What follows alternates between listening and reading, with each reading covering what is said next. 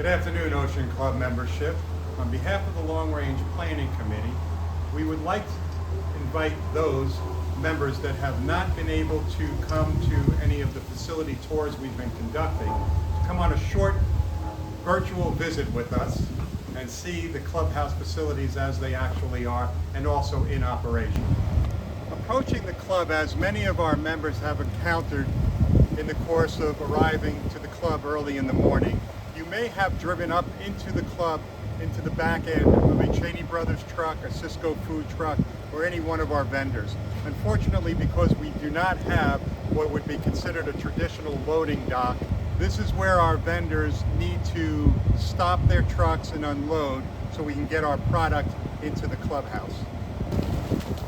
On many mornings, what our membership has to encounter when they come early in the morning is, unfortunately, our vendors leave these gates open, and clearly this is not the first view you'd like to see of your private club when pulling up to go to the porte cochere. Unfortunately, this is our loading dock area where the product gets dropped with our delivery system. Unfortunately, we don't have a traditional loading dock, and the product needs to be broken down in this area and brought into the clubhouse. After our product is put on a cart or a hand truck, it proceeds to enter the clubhouse through this narrow walkway. Once inside, you'll see the working conditions of the kitchen in operation. Please take note of the area in which we are very congested here in the downstairs kitchen, where our lunch menus are served whether we are downstairs or served upstairs.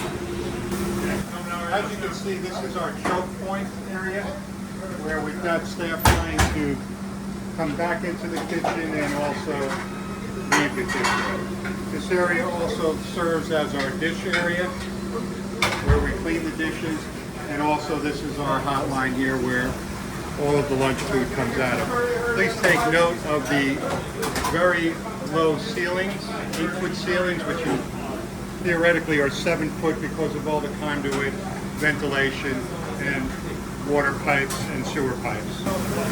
This is the back of the hotline, and obviously you can see where this hood system is about 5 feet high. Because of the construction and the ceiling height, we don't have the pipe for ventilation going up vertically, and it has to move horizontally before it enters and exits the building.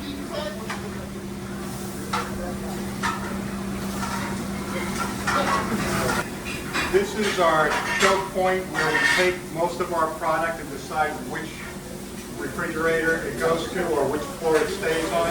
And also this is a food prep area here that we primarily use for our production for lunch. Again, this is part of the working conditions for lunch. This is our food prep area here, where we also have a low ceiling with conduit, piping, water pipes, and our main sewer pipe that runs through the building. This is our dry storage area, and how we keep this area dry is basically we have a commercial dehumidifier which empties into our garbage pan here, where we empty this water on a daily basis. We are now entering our upstairs kitchen. This kitchen produces all of our dinner meals, whether we are serving dinner outside or whether we are in the clubhouse. Here we are in our upstairs kitchen. This is the cold side of the kitchen where we produce our appetizers, salads, and our desserts. This is the hot area here, and you'll see in a short video at the end of this video how our kitchen is when it is in operation. This part of the kitchen is another service area in which we use when we are in the clubhouse serving dinner. These heat lamps here serve as a second line when we were doing banquet style events up in the clubhouse. It also has a dual purpose where we drop these heat lamps down and we have our employee meals served out of this area. As most of you will recognize, this is the ocean room part of the clubhouse where we have the wooden floor. This area here was the original dining area. So the kitchen upstairs was ample to service this original area. And as we all know, the club has evolved, it has grown over time, and we have now exceeded our kitchen capacity.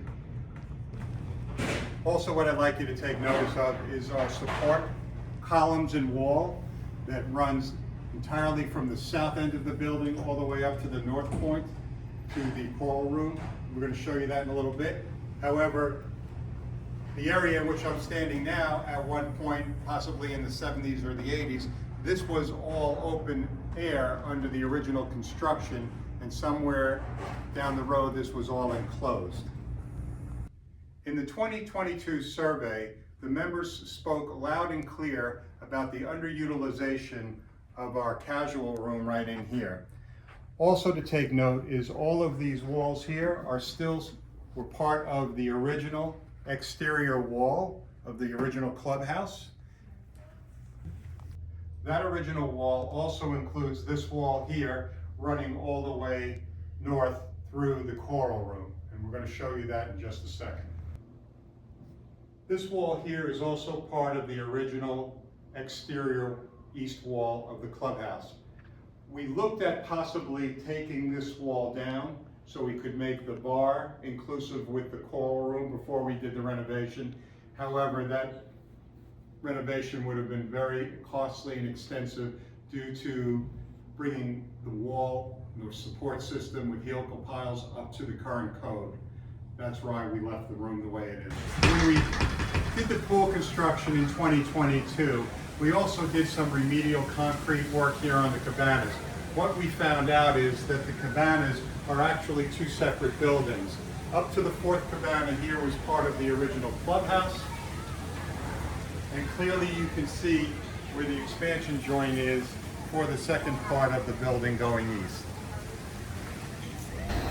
Okay, we're now entering into our pool maintenance area, also where we have our housekeeping, where we clean all of our towels.